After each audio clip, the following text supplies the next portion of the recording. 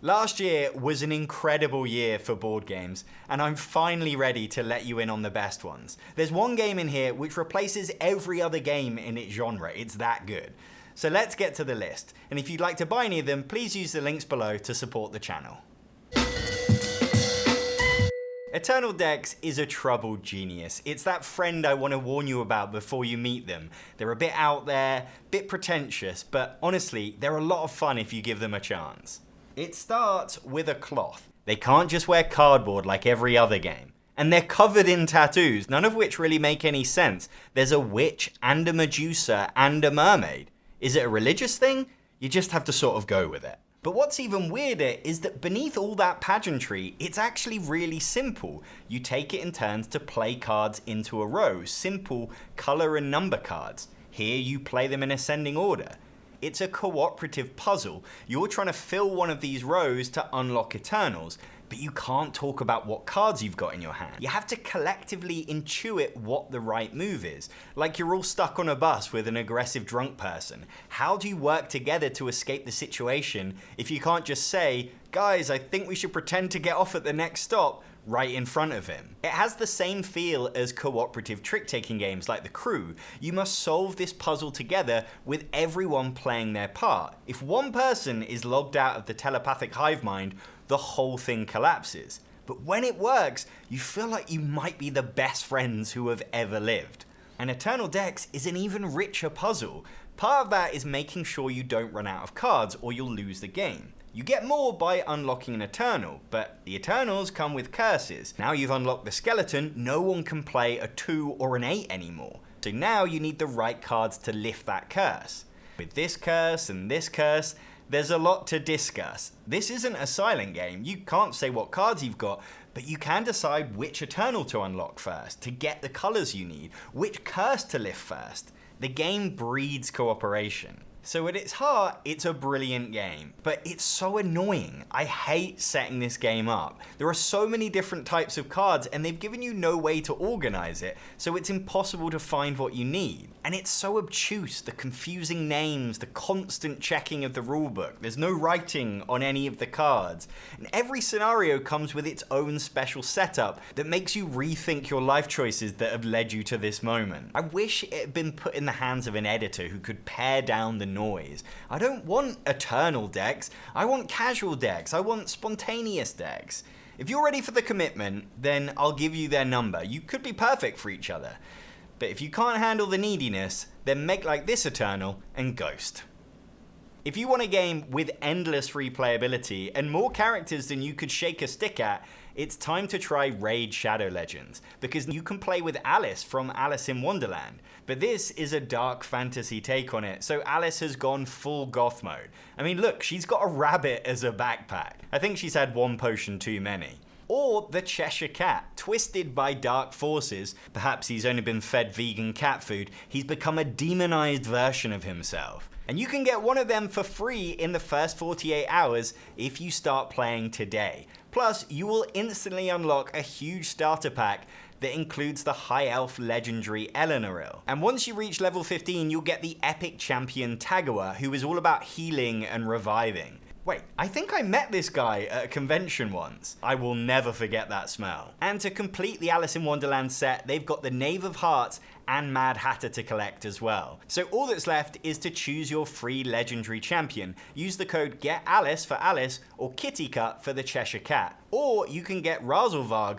with Go Fast or Tuvold with Big Dog. Personally, I'd go for Cheshire Cat because that guy is hench. You can only get them if you download the game with my link. So click the link in the description or use the QR code on screen to claim your 2 legendary champions and 1 epic and dive down the rabbit hole.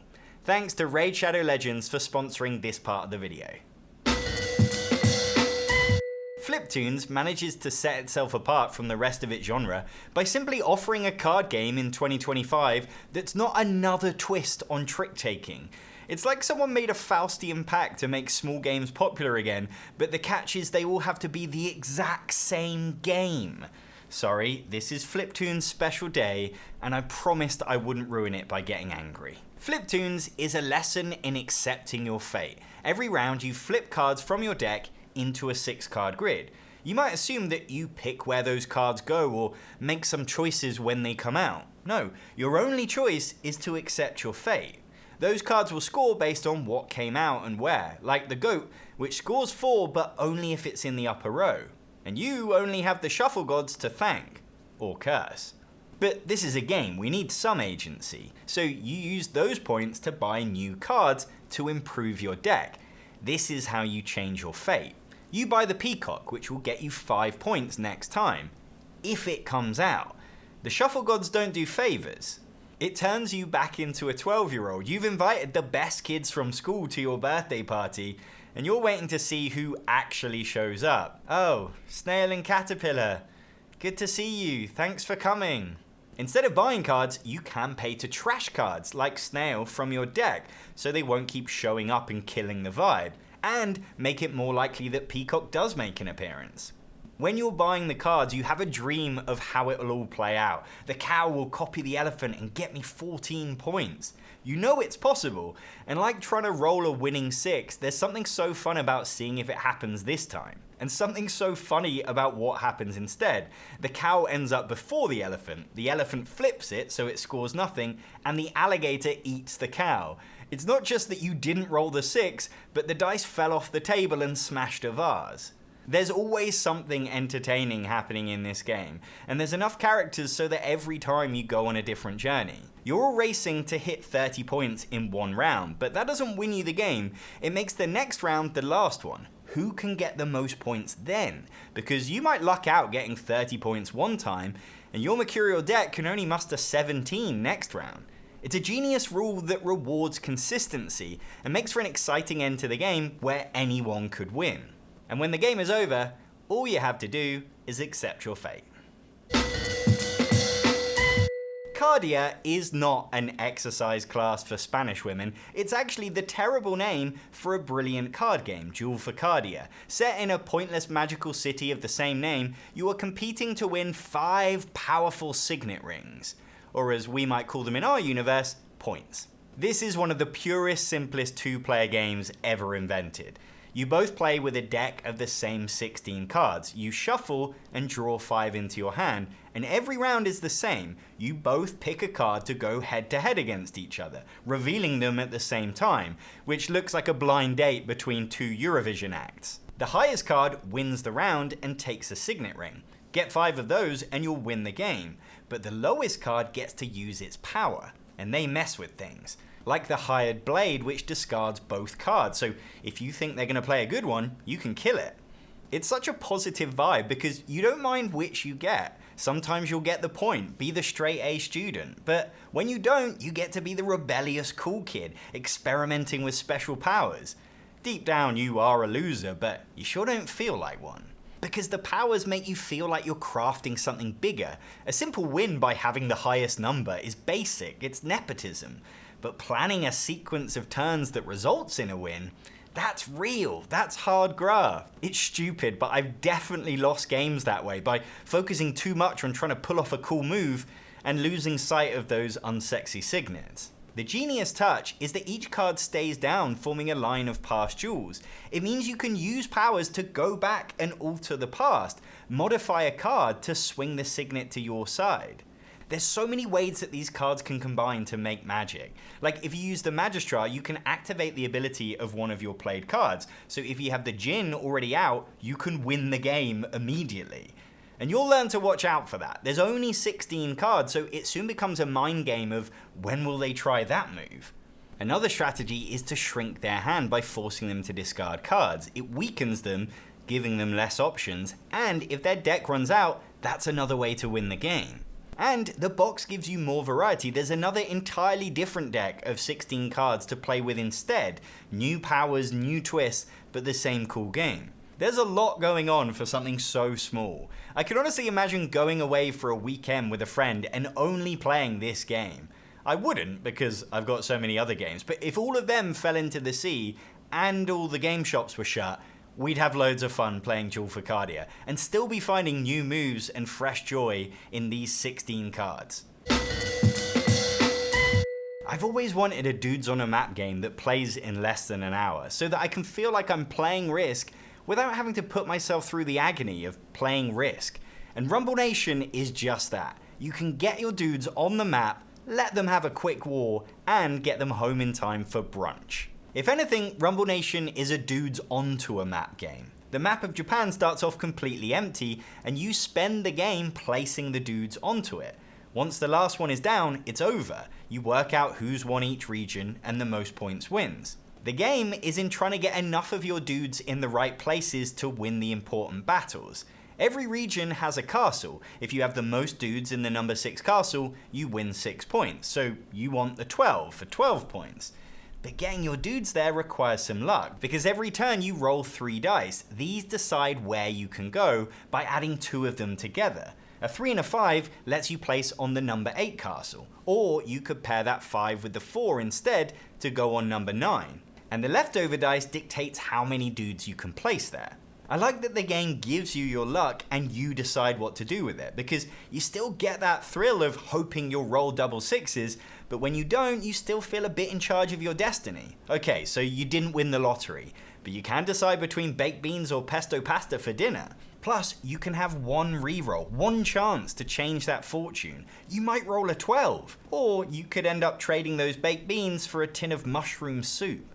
And there's no going back. But it's not all about winning the 12, because when it comes to scoring, the winner of every castle gets to place 2 reinforcements in every adjacent region. It's huge. And you start by scoring the number 2 castle, the smallest one. If you win that, those reinforcements could win you another region, which means more reinforcements and more castles. And suddenly you're infesting borders faster than Japanese knotweed.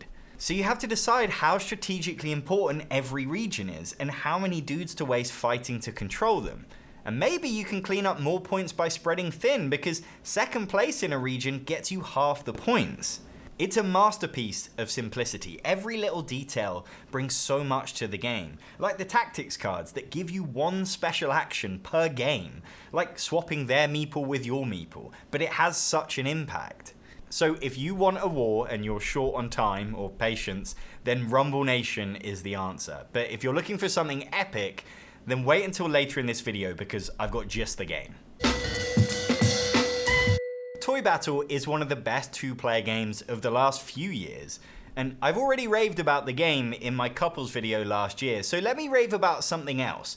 Toy Battle the product. This is a board game that's been thought through, and when you look at hundreds of new games every year, with so many of them feel rushed out, with all sorts of problems, you really notice when a game gets it right. Starting with the box. It's exactly the size it needs to be. It doesn't take up too much space. It's the same height on the shelf as 2-player classics like Patchwork and Watergate. The box doesn't fall open. It may be a war game, but you won't be fighting the Battle of the Bulge trying to keep it shut. And then you open it up and there's no empty space. It fits perfectly without an insert.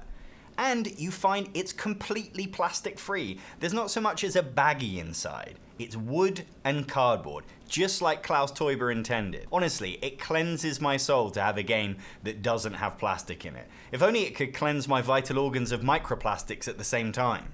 The point tokens are chunky screen-printed bits of wood, so you don't miss your Bakelite too much. And these are solid wood racks. I've never seen a game come with a rack this nice. This rack is so nice, it makes me want to shout at someone on the street to tell them how nice it is. And it perfectly fits 8 tiles on it. Why? Because that's your limit, so you never have to think about it. It's the little touches that make a game easier to play. And then underneath all that, you've got 4 boards crammed into the box that are double-sided, so 8 different maps to play on, each with their own rules to give you more variability. They definitely didn't need to put 8 maps in this game that's less than 30 quid, but they did. It feels like showboating. And they've gone the extra mile to make it colorblind friendly by making the tiles different shapes and with different icons on. Plus, there's a QR code to a rules video. I know this stuff is really common now in new games, but it's incredible how far we've come in making games accessible in the last 10 years. And if you're not sure if you'll like the game, it's on Board Game Arena, so you can try it out online before you buy it. Even the game itself feels polished. It's co-designed by Paolo Mori, and it builds on ideas from his previous games, Blitzkrieg and Caesar, and turns them into a much more approachable game that anyone could play. And if you want to know why it's so much fun to play, check out my couples game video from last year. There's a link below. There is only one human in this universe that I would trust to design a good cooperative game of The Lord of the Rings. So what fortune that Fate of the Fellowship is designed by that same human, Matt Leacock. Starting with Pandemic in 2008, he's made approximately 800 great cooperative games since, and it feels like he's combining all of that experience into this game. You take on the roles of your two favourite characters, whether that's Aragorn and Arwen or Galadriel and Gandalf, and to win you need to shepherd Mr. Frodo across the map to Mordor so he can throw a ring in a bin. A fiery bin. But before you get there, you've got other objectives to complete first, a different medley every time. You might need to unseat Denethor or avenge Balin, which usually involves travelling to a part of a map and delivering some cards or some retribution. And while all that is going on, you've got Sauron being a world-class prick. At the end of every turn, you draw cards from the shadow deck. This is the game's way of throwing problems at you, adding more bad guys to the map or marching them closer to your havens. If they get there and destroy them, you will lose hope. Losing hope is a big deal. It's the Middle-earth equivalent of smashing your phone or finding a slug in your salad. If you lose all hope, you lose the game. So now you've got to take time out of your busy schedule to travel there and kill the bad guys. It feels like having to go back home to do the dishes when you're out having a great time with your hobbit mates. Mom, can't you deal with it? I'm in Moria, avenging Balin. And it's not just shadow troops. The Nazgul are flying around on the hunt for Frodo.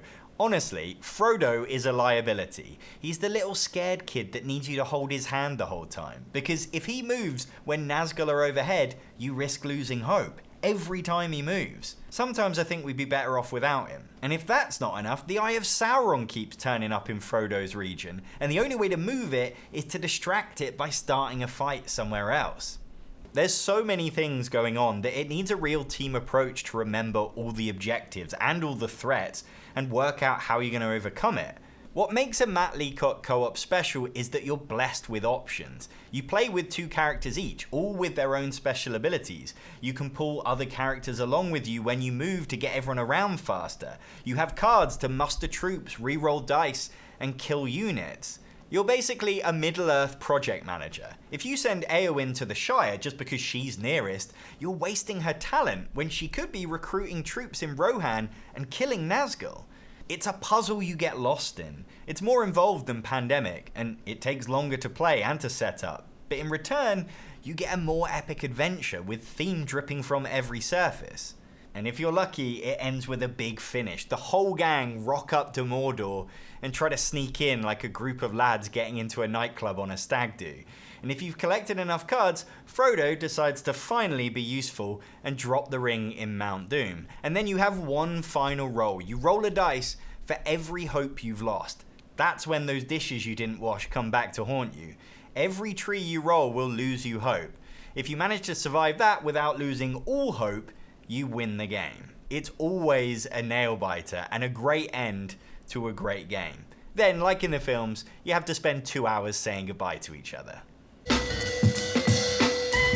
Last year, we got something that no one was asking for, a second edition of Parks, a brilliant game from 2019 that looks so nice it sat in the background of my shop for the last 4 years. But now, they've ditched the iconic artwork that made it famous and put it in a bigger box. I was ready to set fire to their houses. So how annoying that this version is actually better. In Parks, you send your hikers along the trail, deciding where to stop next, to collect resources like forests and sunshine. You use them to buy park cards. Those have the points you need to win the game. What makes the trail exciting is that you can only walk in one direction. Nature is like a murder mystery. You can't go back and see it again because you already know what happens. And you can't share spots with your fellow hikers. You're here to commune with nature, not Dave. You hate Dave because if he gets somewhere before you, he'll get more resources.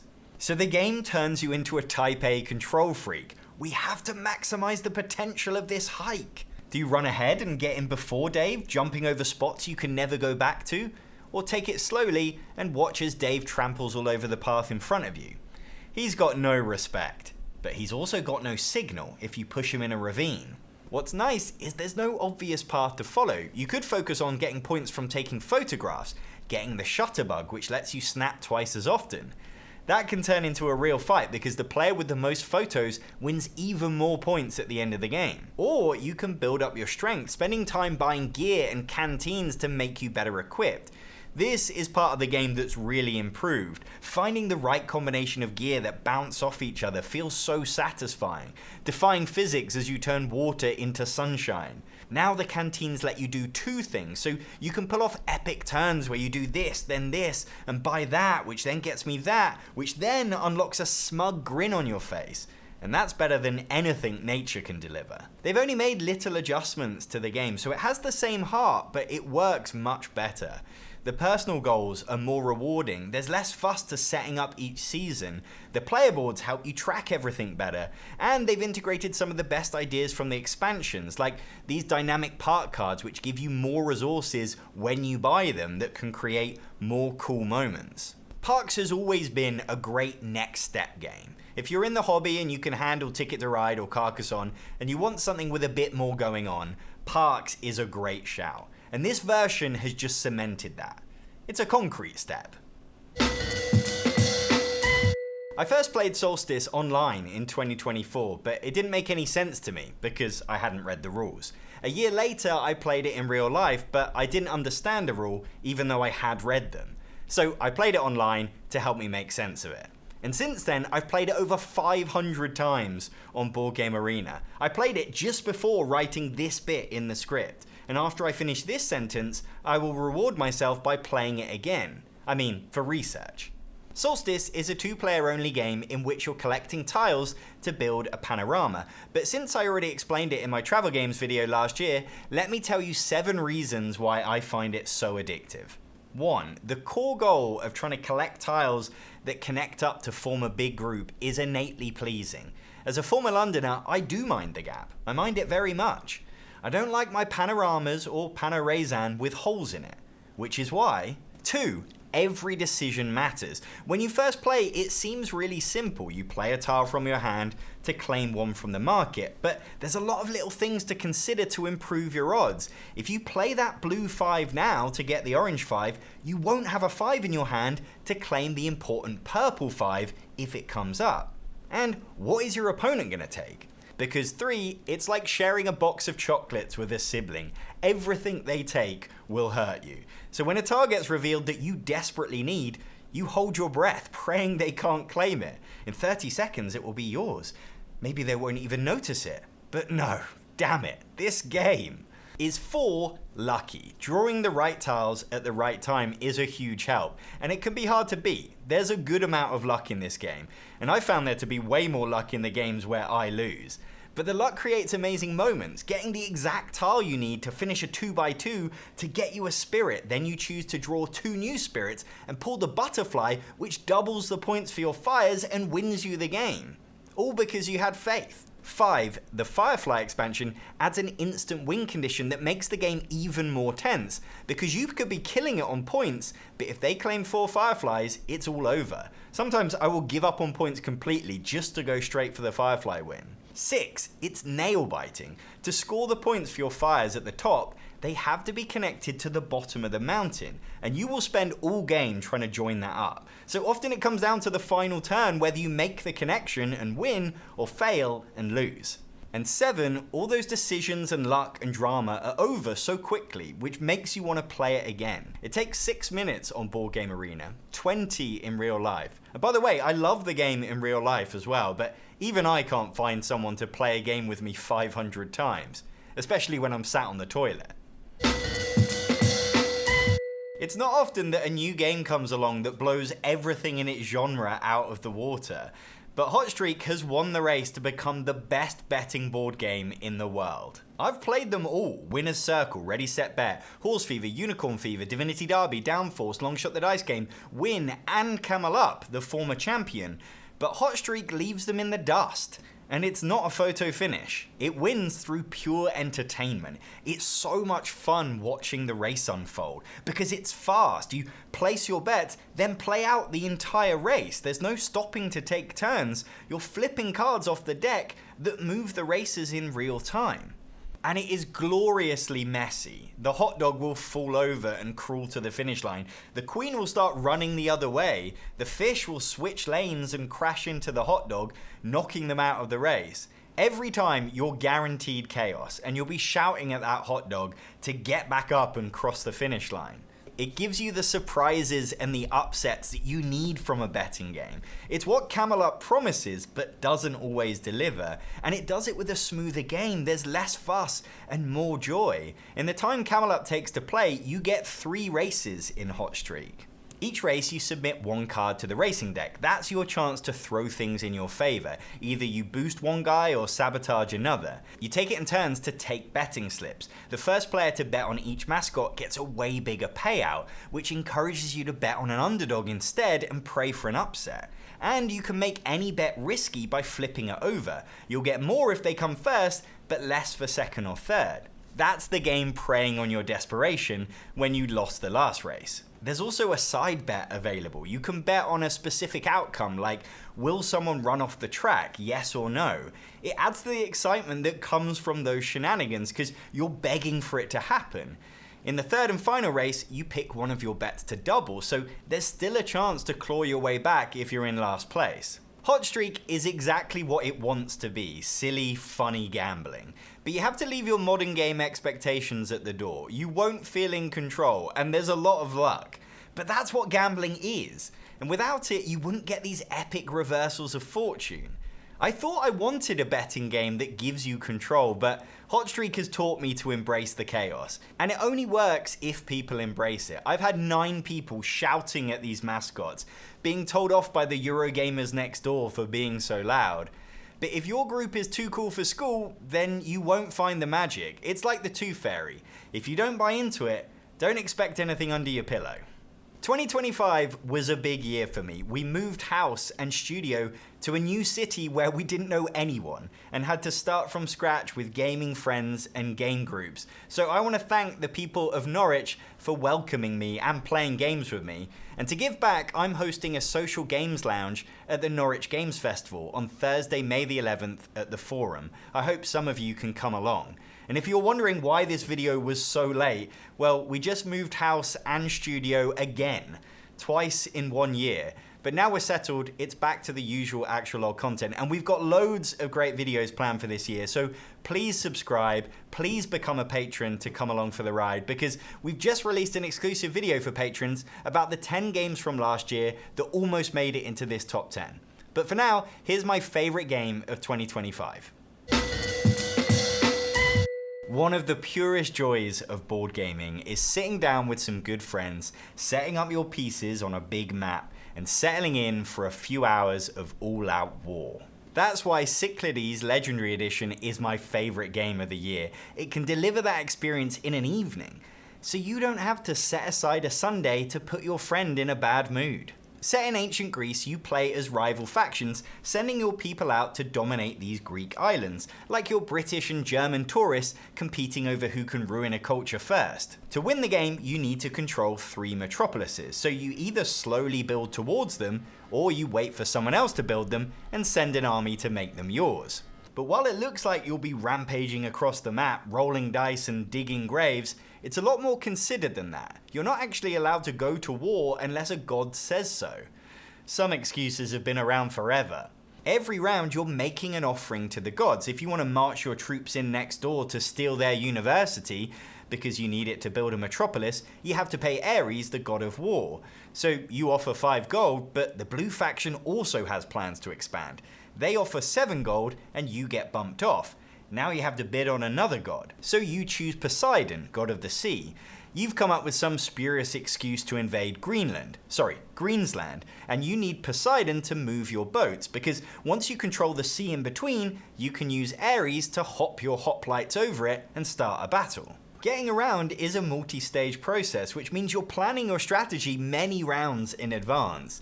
and hoping you've got the money to outbid everyone else. Except you can't waste it all on bidding, you need even more money to pay for the stuff. Buying more troops and boats, you even have to pay to move them. It feels like a grown-up take on these types of games. You can't just plow through the map getting lucky with the dice. Every unit, every incursion costs you money.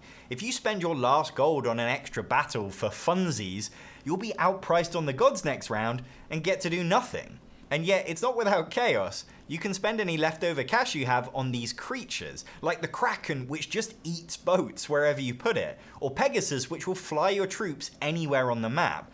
They can feel incredibly overpowered, but it's on you to be prepared for them, win the auction so your enemy can't use them against you. And there are heroes which let you move without Ares' help.